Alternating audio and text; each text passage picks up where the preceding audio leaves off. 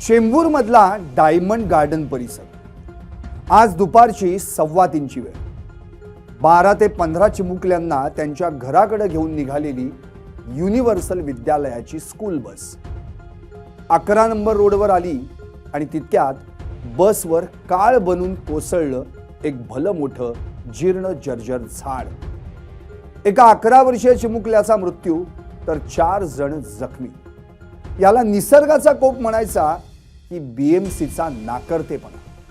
पाहुयात यावरचा हा इमोशनल रिपोर्ट। चेंबूरमध्ये झाड पडलं की बीएमसीची व्यवस्था, एकाचा बळी तरी बीएमसीचं आळीमिळी गुपचीप।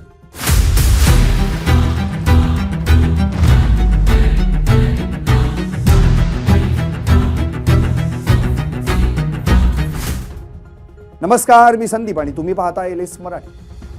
चेंबूरमधील तो 11 नंबरचा रोड आणि भर दुपारी डायमंड गार्डन परिसर भरून गेला तो किंचाळ्या आणि आक्रोशाच्या आवाजात। बसच्या मागच्या सीटवर इयत्ता 6वीत शिकणारा 11 वर्षांचा विहान श्रीवास्तव बसला होता। मात्र काही कळायच्या आत त्याच्या अंगावर कोसळलं ते काळ बनून आलेलं झाड। अर्धा तास अग्निशमन दलाचे जवान विहानला वाचवण्यासाठी प्रयत्नांची शर्थ करत होते, पण झेन हॉस्पिटलमध्ये पोहोचेपर्यंत विहान गेला होता। या दुर्घटनेत आणखी 4 विद्यार्थी जखमी झालेत, जे हॉस्पिटलमध्ये मृत्यूशी झुंज देत आहेत। चेंबूरच्या 11 नंबर रोडवर आज दुपारी नेमकं काय घडलं? चेंबूरमध्ये घडलेल्या दुर्घटनेची टाइमलाईन। दुपारी 3:10 युनिव्हर्सल विद्यालयाची स्कूल बस टिळक नगरहून निघाली। बसमध्ये होते 12 ते 15 विद्यार्थी।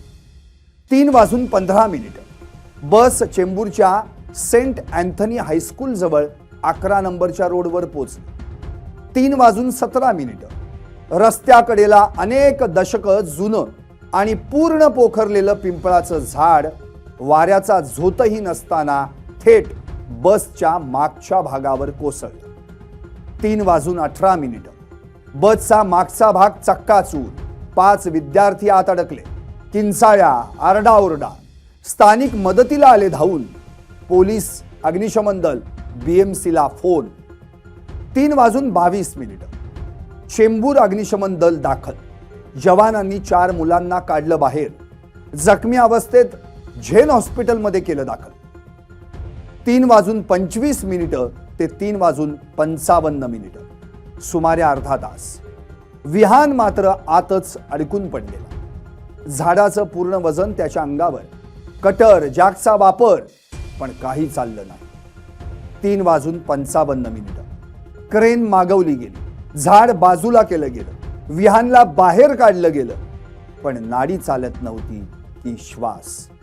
4:15 झेन हॉस्पिटलच्या डॉक्टरांनी मृत घोषित केलं। डॉक्टर म्हणाले ब्रिंगिंग डेड, म्हणजे हॉस्पिटलमध्ये पोहोचण्याआधीच विहान गेला होता। याचा सरळ साधा अर्थ काय? तर विहान अर्धा तास मृत्यूशी झुंजत होता, मात्र बीएमसीच्या नाकर्तेपणाखाली दबून त्याचा जीव गेला, असंच ना? विद्यार्थ्यांच्या बसवर काळ बनून कोसळलेलं ते झाड धोकादायक होतं। बीएमसी कडे याबाबत स्थानिकांनी तक्रारही केली होती। मग संबंधित विभागाच्या महापालिका अधिकारी कर्मचाऱ्यांनी काय केलं? ते झाड कोसळण्याची फक्त वाट पाहिली? स्थानिकांच्या म्हणण्यानुसार ते झाड गेल्या पावसाळ्यापासूनच धोकादायक अवस्थेत होतं। खोडात मोठं भगदाड पडलेलं, मुळं उघडी आणि वाळलेल्या फांद्या अशी त्याची जीर्ण जर्जर झालेली अवस्था। एमसीजीएमच्या 1916 हेल्पलाईनवर अनेकदा तक्रारी केल्या गेल्याचा दावा स्थानिक करतायत, मात्र वॉर्ड ऑफिसनं पाहणी करू म्हणत फक्त बोलवण केली। आता ट्री ऑडिटचा बोगसपणा जरा पहाच। ट्री ऑडिटचा बोगसपणा। सूत्रांनी दिलेल्या माहितीनुसार एमसीजीएमच्या ट्री सेन्सस 2024-25 मध्ये एम वेस्ट वॉर्डात 347 झाडं C1 कॅटेगरी म्हणजे तात्काळ काढा, त्यात हे झाड होतं का? बीएमसीनं उत्तर द्यावं। जर होतं तर 2 वर्षात कारवाई का नाही? कारण काय तर परवानगीचा खेळ? सूत्र सांगतात 2026 मध्ये ट्री ऑथॉरिटीची एकही मीटिंग झाली नाही.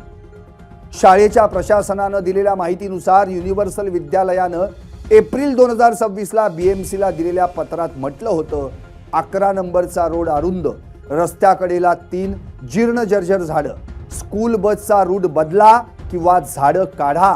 पण बीएमसीच्या वाहतूक खात्यानं चक्क शक्य नाही म्हणून फेटाळलं.